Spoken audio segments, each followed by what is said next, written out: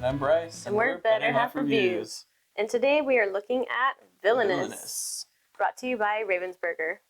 Villainous is a 2 to 6 player game that lets you step into the shoes of a Disney villain, explore their unique abilities and strategies to complete a story-based objective. Alright, so let's take a look. Here is the setup for one player. So you have your board, your fate deck, and the villain deck. Everybody gets a villain guide, and it explains some of the different cards that come in your deck and what your goals are. There's also a reference card that will tell you what all the different symbols mean and a cheat sheet of what everybody's goals are. When you begin the game, you start with 4 villain cards,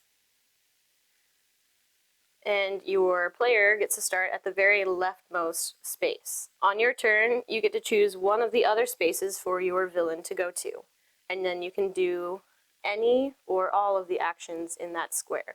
So in this square, I'll move this out of the way just so you can see, I get 3 power. I can discard as many cards as I want to, and then there's 2 of these, which means I can play a card. So I can play 2 different cards. So in order to play them, you have to pay for them, and the cost of the cards are up in the top left corner. So right now, I have enough power to purchase one of these cards, and I can purchase an ally. And any villain card that you purchase goes on this bottom half. At the end of your turn, when everything's done, you draw a card, or draw back up to 4. One of the other symbols that's very important in this game is the fate symbol. It's the cloud with the lightning bolt. When someone activates a fate symbol, they can affect another player. So say someone played a fate symbol on me, they get to draw 2 of my fate deck, and they pick one of these cards to use, and it blocks one of the spaces up here. And it can be a hero or an item. So let's say they picked this hero, the guards. They place it up here. When there's a fate card there and I visit this space, I only have 2 actions available. These 2 are now blocked. In order for me to get the whole use of this area, I have to either defeat, move, or whatever it may be for the villain in order to open up that area.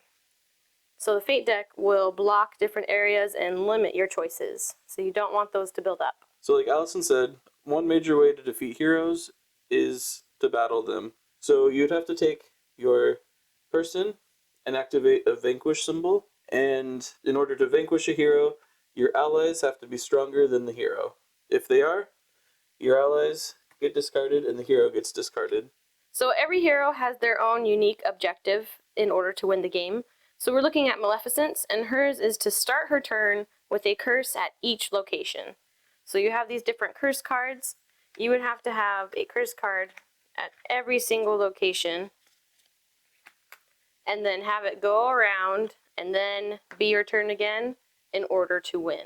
And with Villainous, again, everybody has a different objective that they're going for, and they typically go with what happens in the movie. That's how you play the game. Let's talk about how I feel about it. So Allison, what's your favorite part? My favorite part would have to be probably the little miniatures and also the art on everything. Yeah, I like how the miniatures are like see-through, but you can definitely tell like what character they're supposed to be. And then the components just all around are really good, like these nice thick power tokens, and the art's really cool. Everything is just really well done in this game. I feel like maybe the boards could have been like a little bit more heavy duty. But I mean, I just love how everything looks. I don't mind too much. Yeah, seriously. And I love how each villain has a unique ability, unique objective. And it fits with the movie. True. So like Maleficent's trying to curse everybody. Prince John, you're trying to like get all the power or the money. And yeah, and like Jafar, you're trying to like free the genie and then get the genie under your control. Like, yeah, I like how it's all very thematic. Yes. And it definitely works well. Like, all the cards work well. I feel overall all the characters are fairly well balanced. You know, when you're playing a game, like one character doesn't necessarily have an advantage over another. There So I are like that. moments where it might not be balanced just because of how things are shuffled. But it's kind of rare that we've had someone just pull away and be a winner. True. But like you said, that's not necessarily due to the balance of the game. That person got really lucky with how the cards got shuffled in. That person was me, by the way. So, with everybody having unique objectives and different cards and things going on, that kind of brings me to one of the negatives is it's really hard to keep track of what other people are doing and like how close they are to their goals, what they actually have on their board. So there's lots of times when we're playing and I'm all like, what does that card do? What does that do? Where'd you put that? Because I don't really know what he's doing. Like, yes, I may know his objective in general, but it's really hard to keep track of what they're doing because your stuff is so different from theirs that you really want to make sure that you're focusing on your goal. That sometimes people can like sneak away and just be like, I might have everything down that I need. Yeah, I agree. Like every deck has so many unique cards, the different abilities you can do on your turn. It's really hard to keep track of other people's turns. It's like a solo competitive game with many people. Yeah, where you're focusing on doing your objective, and the only really player interaction is when you draw the fate cards and put the fate card on someone else. Mm-hmm. But even then, it's like, well, how is this fate card really going to hurt or help them? Because you're so focused on your board and you haven't necessarily memorized everything on their board or memorized what types of cards they have that Mm-hmm. are going to possibly come up. So it's really hard to, interact with other players in that way. That's true.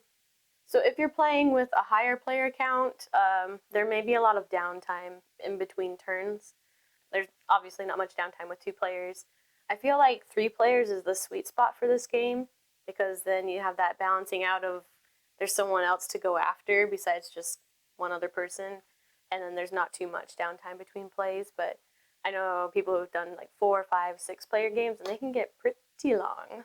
Yeah, when it's not your turn, like all you have to do is sit there and watch other people go. And again, not to harp on this point, but you don't know what cards they have, and you're just sitting there like, how does that like affect what they're doing? Like, is that really good for them? Did they just kind of have an turn?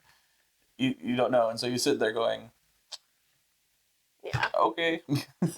I mean, there are some cards that you can activate on someone else's turn when they like meet a certain condition, but other than that, you're just waiting for your turn. So another con would be that this game is actually pretty hard and pretty complicated for like non-gamers.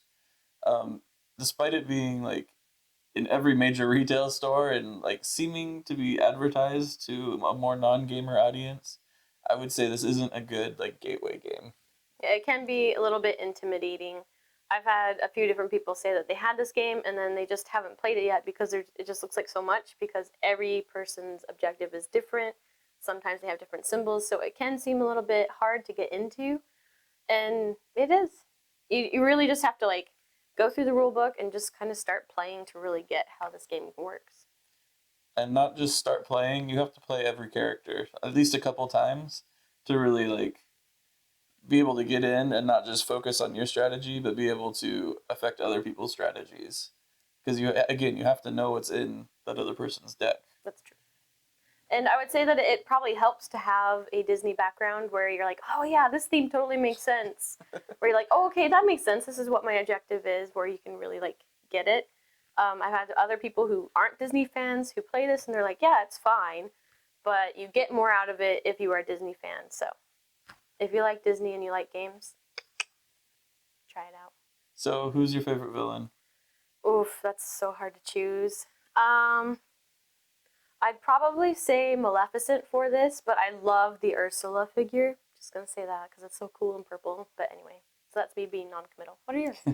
I like the Queen of Hearts actually. I like Mm.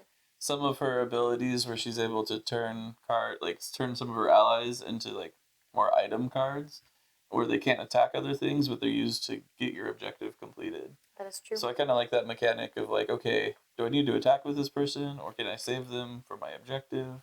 Your objective is to take a shot in croquet. Yep. And make it. Yep. But yeah, so there's lots of things to like in this game. It looks gorgeous. All the pieces are really cool. It's very nostalgic, and it's Disney, so what And else can we say? there's a ton of expansions too, so if Yes. you're looking for a specific villain, like, I'm sure they have it somewhere. Yes. There's, I think, at least 3 expansions, and, they'll probably do more. So I'm excited to maybe try some of the expansions and just to try some of the different villains. I agree. I'm excited to try some of the expansions, but I don't feel like I have to buy all of them. I only want to buy it if there's really a villain that looks really cool. You don't want to just complete the collection? I don't feel like I have to for this game. Mm-hmm. Okay, fine. That's all right. But yeah, so that's Villainous. If you like Disney and games, definitely check it out. It's worth a try. It's very unique, and I love all the different objectives with everyone. And plus, you get to play a villain. So be sure to comment down below. Tell us who your favorite villain is, whether in this base game or any of the expansions. And like and subscribe for more content. All right, that's it for this review. I'm Allison. I'm Bryce. And we're Better Half Reviews. Happy gaming. Have fun.